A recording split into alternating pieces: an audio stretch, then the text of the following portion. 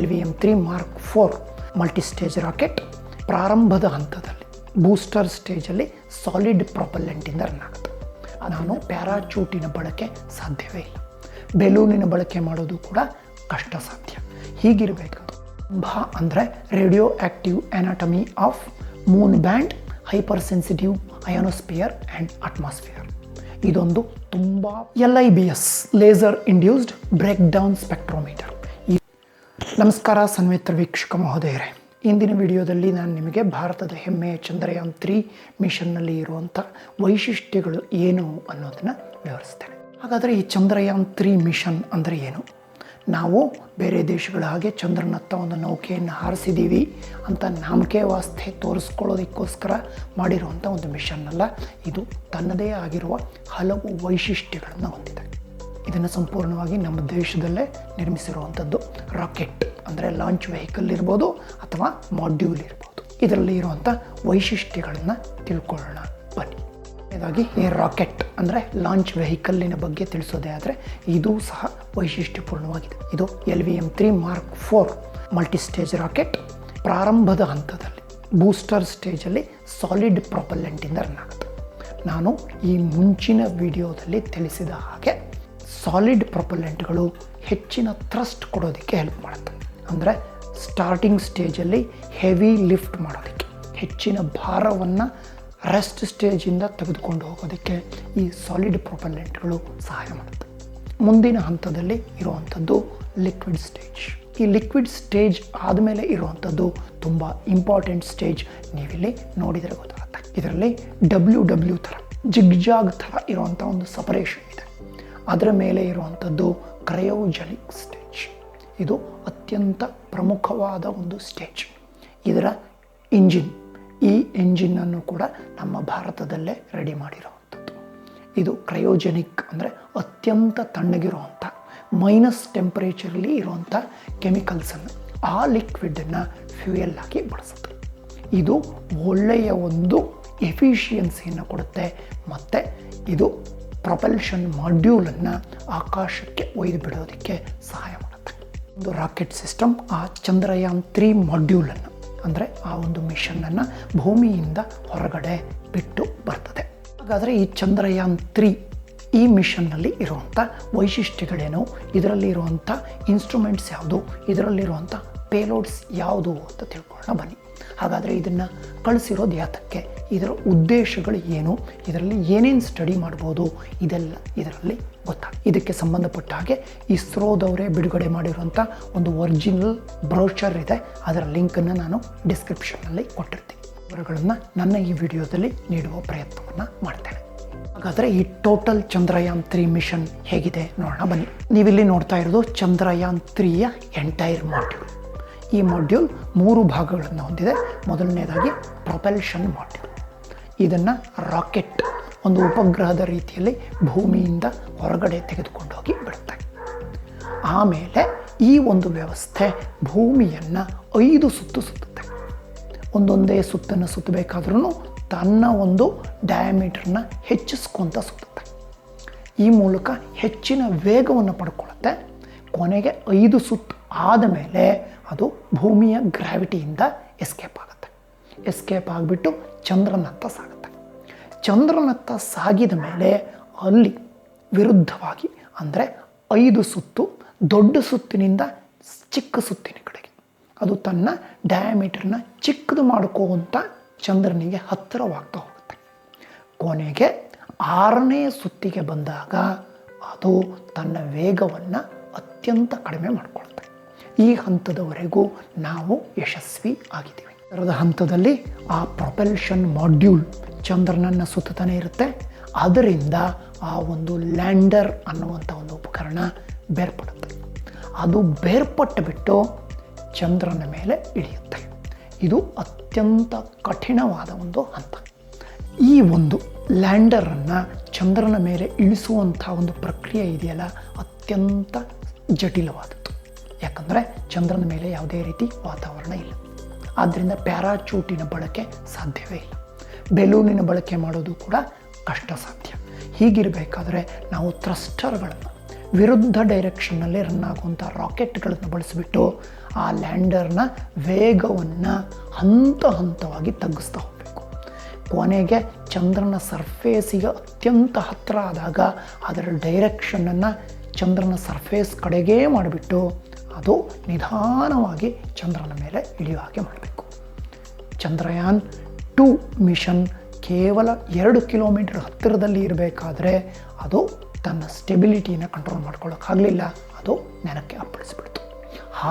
ಆಗದ ರೀತಿಯಲ್ಲಿ ನಾವು ಅದನ್ನು ಇಳಿಸ್ಬೇಕು. ಮೊನ್ನೆ ರಷ್ಯಾದವರು ಕಳಿಸಿದಂಥ ಒಂದು ಮಾಡ್ಯೂಲ್ ಕೂಡ ಹಾಗೆ ಆಯಿತು. ಆದ್ದರಿಂದ ಕೊನೆಯ ಹಂತದಲ್ಲಿ ನೆಲದ ಮೇಲೆ ಇಳಿಸುವಂಥ ಪ್ರಕ್ರಿಯೆ ಕಠಿಣವಾಗಿರುತ್ತೆ. ಇದರಲ್ಲಿ ಒಂದು ಯಶಸ್ಸನ್ನು ಸಾಧಿಸಿಬಿಟ್ರೆ ನಮಗೆ 95% ಸಕ್ಸಸ್ ಸಿಕ್ಕ ಹಾಗೆ. ಆ ಸಕ್ಸಸ್ ಸಿಗಲಿ ಅಂತ ನಾವೆಲ್ಲ ಹಾರೈಸೋಣ. ಹಾಗಾದರೆ ಈ ಚಂದ್ರಯಾನ್ 3 ಮಿಷನ್ನಲ್ಲಿ ಇರುವಂಥ ವೈಶಿಷ್ಟ್ಯಗಳೇನು, ಇದರಲ್ಲಿರುವಂಥ ಇನ್ಸ್ಟ್ರೂಮೆಂಟ್ಸ್, ಇದರಲ್ಲಿರುವಂಥ ಪೇಲೋಡ್ಸ್ ಯಾವುದು ನೋಡೋಣ ಬನ್ನಿ. ಟೋಟಲ್ ಪೇಲೋಡ್ಸ್ ಬಗ್ಗೆ ಹೇಳೋದೇ ಆದರೆ ಇದರಲ್ಲಿ 6 ಪೇಲೋಡ್ಸ್ ಇದೆ. 6ರಲ್ಲಿ ಒಂದು ಪ್ರೊಪಲ್ಷನ್ ಮಾಡ್ಯೂಲಲ್ಲಿ ಇದೆ, ಅಂದರೆ ಉಪಗ್ರಹದ ರೀತಿಯಲ್ಲಿ ಚಂದ್ರನ ಸುತ್ತುತ್ತಲ ಅದರಲ್ಲಿ ಒಂದು ಪೇಲೋಡ್ ಇದೆ. ಆ ಪೇಲೋಡ್ನ ಹೆಸರು ಶೇಪ್ ಅಂತ. ಶೇಪ್ ಅಂದರೆ ಸ್ಪೆಕ್ಟ್ರೋಪೊಲಾರಿಮೆಟ್ರಿ ಆಫ್ ಹೆಬಿಟಬಲ್ ಪ್ಲಾನೆಟ್ ಅರ್ತ್ ಅಂತ. ಅಂದರೆ ಇದೊಂದು NIR ಅಂದರೆ ನಿಯರ್ ಇನ್ಫ್ರಾರೆಡ್ ಉಪಕರಣ. ಇದು ಸುಮಾರು 1ರಿಂದ 1.7 ನ್ಯಾನೋಮೀಟ್ರಿನ ಇನ್ಫ್ರಾರೆಡ್ ರೇಸನ್ನು ಸ್ಟಡಿ ಮಾಡುತ್ತೆ. ಇಂಪಾರ್ಟೆಂಟ್ ಸ್ಟೆಪ್ ಅಂದರೆ ಲ್ಯಾಂಡರ್. ಚಂದ್ರನ ಮೇಲೆ ಹೋಗಿ ಒಂದು ಉಪಕರಣ ಇಳಿಯುತ್ತೆ ಅಂದ್ವಲ್ಲ, ಆ ಉಪಕರಣದಲ್ಲಿ ಆ್ಯಕ್ಚುಲಿ 3 ಇನ್ಸ್ಟ್ರೂಮೆಂಟ್ಸ್ ಇದೆ, 3 ಪೇಲೋಡ್ಸ್ ಇದೆ. ಮೊದಲನೇದು ರಂಭ ಅನ್ನೋವಂಥದ್ದು. ರಂಭ ಅಂದರೆ radio active anatomy of moon band, hyper sensitive ionosphere and atmosphere. ಇದೊಂದು ತುಂಬ ಪ್ರಮುಖವಾದ ಒಂದು ಇನ್ಸ್ಟ್ರೂಮೆಂಟ್. ಇದು ನೋಡೋದಕ್ಕೆ ಕೇವಲ ಒಂದು ಆ್ಯಂಟೆನಾ ಕಡ್ಡಿ ಥರ ಕಾಣಿಸುತ್ತೆ. ಹಾಗಾದರೆ ಇದೇನು ಕೆಲಸ ಮಾಡುತ್ತೆ, ಇದರ ಏನು ವೈಶಿಷ್ಟ್ಯತೆ ಅಂದರೆ ನೋಡೋಣ ಬನ್ನಿ. ಈ ಒಂದು ಇನ್ಸ್ಟ್ರೂಮೆಂಟಲ್ಲಿ ಮತ್ತೊಂದು ಪ್ರೋಬ್ ಕೂಡ ಇದೆ, ಲ್ಯಾಗ್ಮೀರ್ ಪ್ರೋಬ್ ಅಂತ. ಈ ಪ್ರೋಬ್ ಚಂದ್ರನ ವಾತಾವರಣದಲ್ಲಿ ಇರೋವಂತಹ ಪ್ಲಾಸ್ಮಾನ ಕಲೆಕ್ಟ್ ಮಾಡುತ್ತೆ. ಕಲೆಕ್ಟ್ ಮಾಡಿಬಿಟ್ಟು ಅದನ್ನು ಒಂದು ವ್ಯಾಕ್ಯೂಮ್ ಚೇಂಬರಿಗೆ ಕಳಿಸುತ್ತೆ. ಆ ವ್ಯಾಕ್ಯೂಮ್ ಚೇಂಬರಲ್ಲಿ depends upon the type of plasma, whether it is positive plasma or negative plasma, ಯಾವ ರೀತಿಯಲ್ಲಿ ಇದೆ, ಅದರ ಚಾರ್ಜ್ ಯಾವ ರೀತಿ ಇದು ಅನ್ನುವುದರ ಮೇಲೆ ಅದಕ್ಕೆ ಪಾಸಿಟಿವ್ ಚಾರ್ಜ್ ಅಪ್ಲೈ ಮಾಡಬೇಕು ಅಥವಾ ನೆಗೆಟಿವ್ ಚಾರ್ಜ್ ಅಪ್ಲೈ ಮಾಡಬೇಕು ಡಿಸೈಡ್ ಮಾಡ್ತಾರೆ. ಆಮೇಲೆ ಅದರಿಂದ ಎಲೆಕ್ಟ್ರಾನ್ ಗನ್ನ ಮೂಲಕ ಅದಕ್ಕೆ ಚಾರ್ಜ್ ಅಪ್ಲೈ ಮಾಡ್ತಾರೆ. ಆಗ ಆ ಪ್ಲಾಸ್ಮಾಗೆ ಚಾರ್ಜ್ ಅಪ್ಲೈ ಮಾಡಿದಾಗ ವ್ಯಾಕ್ಯೂಮ್ ಚೇಂಬರಲ್ಲಿ ಅದರಿಂದ ಬರುವಂಥ ಒಂದು ಎಲೆಕ್ಟ್ರಿಸಿಟಿನ ಮೆಷರ್ ಮಾಡಿಬಿಟ್ಟು ಅಲ್ಲಿನ ಒಂದು ಪ್ಲಾಸ್ಮಾನ ಅಧ್ಯಯನ ಮಾಡ್ತಾರೆ. ನಿಮಗೆ ಗೊತ್ತೇ ಇದೆ, ಚಂದ್ರನಲ್ಲಿ ವಾತಾವರಣ ಇಲ್ಲ. ಆದ್ದರಿಂದ ಸೂರ್ಯನಿಂದ ಹೊರಡುವಂಥ ಪ್ಲಾಸ್ಮಾ ಕಣಗಳು ಅಂದರೆ ಸೋಲಾರ್ ರೇಡಿಯೇಷನ್ನಿನ ಪ್ಲಾಸ್ಮಾ ಇದು ಚಂದ್ರನ ವಾತಾವರಣವನ್ನು ಸೇರುತ್ತೆ. ಭೂಮಿಯಲ್ಲಿ ಇದು ಸಾಧ್ಯ ಇಲ್ಲ. ಆದ್ದರಿಂದ ಚಂದ್ರನ ವಾತಾವರಣದಲ್ಲಿ ಆ ಪ್ಲಾಸ್ಮಾನ ಕಲೆಕ್ಟ್ ಮಾಡಿ ಸ್ಟಡಿ ಮಾಡ್ಬೋದು. ಈ ಮೂಲಕ ಸೂರ್ಯನಲ್ಲಿ ಯಾವ ರೀತಿಯ ಪ್ಲಾಸ್ಮಾಗಳು ಚಂದ್ರನನ್ನು ರೀಚ್ ಆಗುತ್ತೆ, ಅಲ್ಲಿನ ಪ್ಲಾಸ್ಮಾ ಯಾವ ರೀತಿ ಬಿಹೇವ್ ಮಾಡುತ್ತೆ ಅನ್ನೋದನ್ನು ಸ್ಟಡಿ ಮಾಡ್ಬೋದು. ಇದೊಂದು ತುಂಬ ಇಂಪಾರ್ಟೆಂಟ್ ಆಗಿರುವಂಥ ಒಂದು ಇನ್ಸ್ಟ್ರೂಮೆಂಟ್. ಆದರೆ ಈ ಲ್ಯಾಂಡರಲ್ಲಿರುವಂಥ ಮತ್ತೊಂದು ಇನ್ಸ್ಟ್ರೂಮೆಂಟ್ ಅಂದರೆ instrument for lunar seismic activity, ILSA ಅಂತ. ಸಿಸ್ಮಿಕ್ ಅನ್ನೋ ಪದವನ್ನು ಕೇಳ್ತಾ ಇದ್ದಾಗೆ ನಿಮಗೆ ಗೊತ್ತಾಯಿತು. ಸಿಸ್ಮಿಕ್ ಅಂದರೆ ಇದು ಭೂಕಂಪನಕ್ಕೆ ಸಂಬಂಧಿಸಿದ್ದು ಅಂತ. ಹಾಗಾದರೆ ಚಂದ್ರನಲ್ಲೂ ಕೂಡ ಕ್ವೆಕ್ಸ್ ಆಗುತ್ತೆ, ಅಂದರೆ ಸಿಸ್ಮಿಕ್ ಆ್ಯಕ್ಟಿವಿಟೀಸ್, ಭೂಕಂಪನಗಳು ಆಗುತ್ತೆ. ಭೂಮಿಗಿಂತಲೂ ಹೆಚ್ಚು ಆಗುತ್ತೆ, ಆದರೆ ಭೂಮಿಗಿಂತಲೂ 60 ಪಟ್ಟು ಕಡಿಮೆ ಶಕ್ತಿಶಾಲಿಯಾಗಿ ಇರುತ್ತೆ. ಒಂದು ತಿಳ್ಕೊಳ್ಳಿ, ಈ ಸಿಸ್ಮಿಕ್ ವೇವ್ಸ್, ನೆಲದ ಆಳದಿಂದ ಬರುವಂಥ ವೇವ್ಸ್ ಯಾವತ್ತೂ ಕೂಡ ಗರ್ಭದಲ್ಲಿ ಏನಿದೆ, ನೆಲದ ಒಳಗಡೆ ಏನಿದೆ ಅನ್ನುವುದರ ಒಂದು ಮಾಹಿತಿಯನ್ನು ಕೊಡುತ್ತೆ. ನಾವು ನಮ್ಮ ಭೂಮಿಯನ್ನು ಕೂಡ ಸಿಸ್ಮಿಕ್ ವೇವ್ಗಳ ಸಹಾಯದಿಂದ ಸ್ಟಡಿ ಮಾಡಿದ್ದೀವಿ. ಅದರ ಕೋರ್ ಇರ್ಬೋದು, ಮ್ಯಾಂಟಲ್ ಇರ್ಬೋದು, ಇವುಗಳನ್ನು ಸಿಸ್ಮಿಕ್ ವೇವ್ಗಳ ಸಹಾಯದಿಂದ ಅಧ್ಯಯನ ಮಾಡ್ಬೋದು. ಹಾಗೆ ಚಂದ್ರನಲ್ಲೂ ಕೂಡ ಆ ಸಿಸ್ಮಿಕ್ ವೇವ್ಸನ್ನು ಸಂಗ್ರಹಿಸಿದರೆ ಆ ಚಂದ್ರನ ಒಳಗಡೆ ಏನಿದೆ ಅನ್ನೋದನ್ನು ತಿಳ್ಕೊಳ್ಬೋದು. ಇದೊಂದು ತುಂಬ ಮಹತ್ವಪೂರ್ಣವಾದಂಥ ಒಂದು ಉಪಕರಣ. ಲ್ಯಾಂಡರಲ್ಲಿ ಇರುವಂಥ ಮತ್ತೊಂದು ಪ್ರಮುಖವಾದ ಇನ್ಸ್ಟ್ರೂಮೆಂಟ್ ChaSTE ಅಂತ, ಅಂದರೆ ಚಂದ್ರ ಸರ್ಫೇಸ್ ಥರ್ಮೋಫಿಸಿಕಲ್ ಎಕ್ಸ್ಪೆರಿಮೆಂಟ್ ಅಂತ.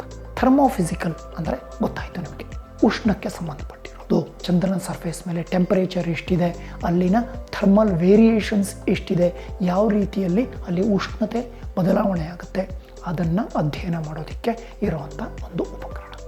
ಈ ರೀತಿಯಾಗಿ ಈ ಲ್ಯಾಂಡರಲ್ಲಿ 3 ಇನ್ಸ್ಟ್ರೂಮೆಂಟ್ಗಳು ಇದೆ. ಈ ಇನ್ಸ್ಟ್ರೂಮೆಂಟ್ಗಳನ್ನು ಬೇರೆ ಬೇರೆ ಹಂತದಲ್ಲಿ ತುಂಬ ಸೂಕ್ಷ್ಮವಾಗಿ ಆಪರೇಟ್ ಆಗುವ ರೀತಿಯಲ್ಲಿ ಅದನ್ನು ರೆಡಿ ಮಾಡಿ ಇರ್ತಾರೆ. ಈ ಇನ್ಸ್ಟ್ರೂಮೆಂಟ್ಗಳನ್ನು ಕೂಡ ನಮ್ಮ ಭಾರತದಲ್ಲೇ ತಯಾರು ಮಾಡಿದ್ದಾರೆ. ಈಗ ಮಿಷನ್ನನ್ನು ಹೊತ್ಕೊಂಡು ಹೋಗುವಂಥ ಪ್ರೊಪೆಲ್ಷನ್ ಮಾಡ್ಯೂಲ್ ಬಗ್ಗೆ ತಿಳ್ಕೊಂಡಾಯಿತು. ಹಾಗೆ ಚಂದ್ರನ ಮೇಲೆ ಇಳಿಯುವಂಥ ಲ್ಯಾಂಡರ್ ಬಗ್ಗೆ ತಿಳ್ಕೊಂಡಾಯಿತು. ಲ್ಯಾಂಡರಿನ ಒಳಗಡೆ ಒಂದು ಪುಟಾಣಿ ಮರಿ ಇದೆ, ಇದು ರೋವರ್.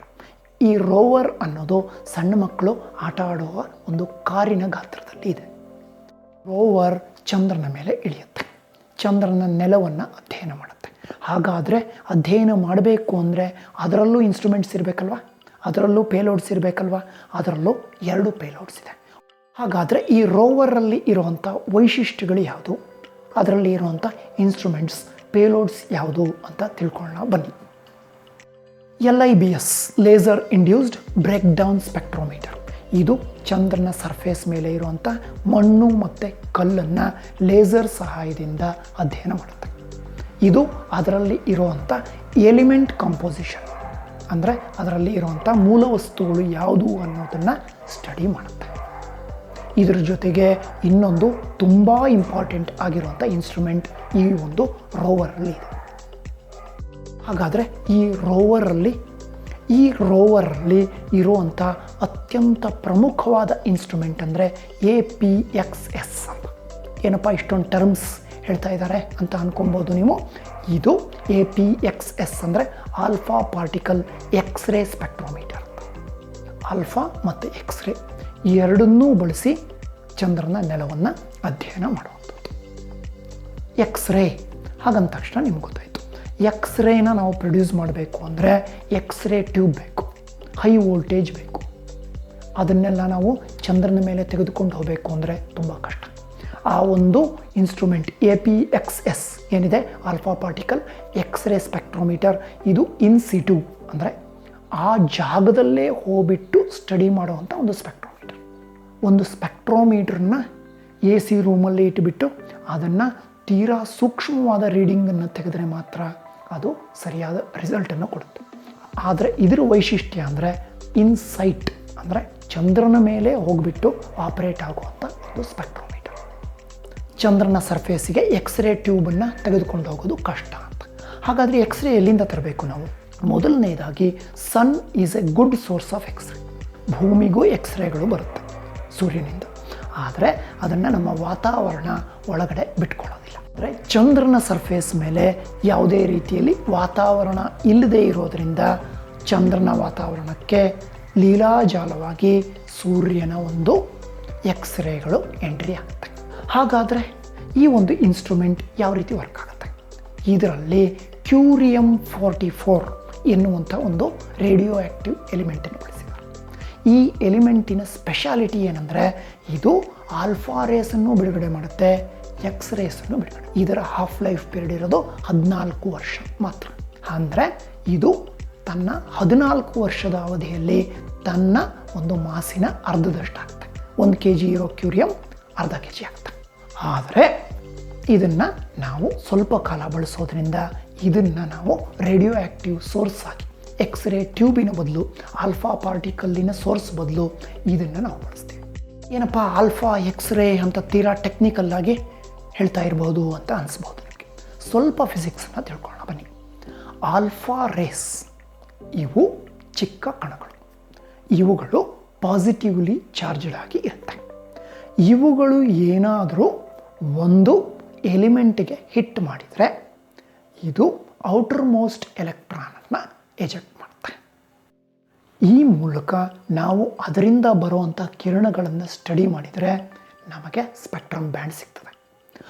ಆದ್ದರಿಂದ ನಾವು ಅಲ್ಲಿರುವಂಥ ಒಂದು ಕಾಂಪೋಸಿಷನನ್ನು ತಿಳ್ಕೊಬೋದು. ಜೊತೆಗೆ ನಾನು ಎಕ್ಸ್ರೇ ಅಂತ ಹೇಳಿದೆ, ಎಕ್ಸ್ರೇ ಫ್ಲೋರೋಸೆನ್ಸ್ ಅಂತ ಬರುತ್ತೆ. ಅಂದರೆ ಎಕ್ಸ್ರೇಸನ್ನು ಏನಾದರೂ ಯಾವುದಾದ್ರು ಎಲಿಮೆಂಟಿಗೆ ಹಿಟ್ ಮಾಡಿದರೆ ಅದು ತನ್ನ ಇನ್ನರ್ ಮೋಸ್ಟ್ ಎಲೆಕ್ಟ್ರಾನನ್ನು ಎಜೆಕ್ಟ್ ಮಾಡುತ್ತೆ.